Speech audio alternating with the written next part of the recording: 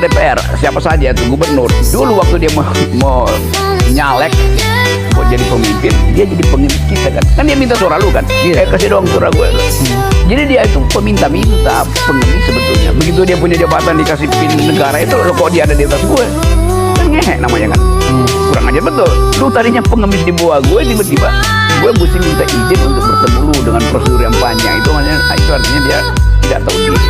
Dan demokrasi selalu mengembalikan prinsip bahwa pejabat publik itu adalah petugasnya rakyat.